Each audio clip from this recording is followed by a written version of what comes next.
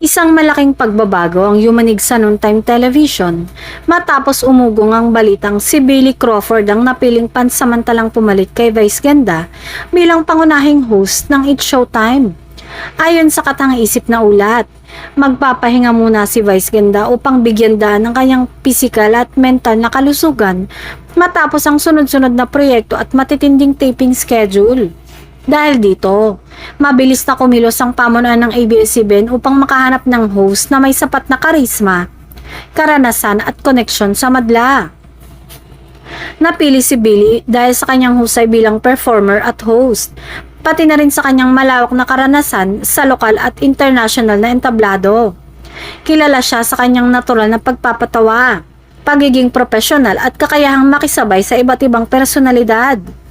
Sa unang araw ng kanyang panunungkulan bilang kapalit, mainit ang naging pagtanggap ng madlang people at ng online viewers. Marami ang natuwa sa bagong energyng dala ni Billy, habang patuloy namang ipinapahayag ng mga tagahanga ang kanilang suporta at pagmamahal kay Vice. Samantala, tiniyak ng pamunuan na bukas ang pintuan ng It's Showtime para sa pagbabalik ni Vice sa anumang oras na siya ay handa na muling humarap sa madla. Sa ngayon, inaasahang magdadala si Billy ng kakaibang kulay at sariwang aliw sa tanghali ng mga Pilipino.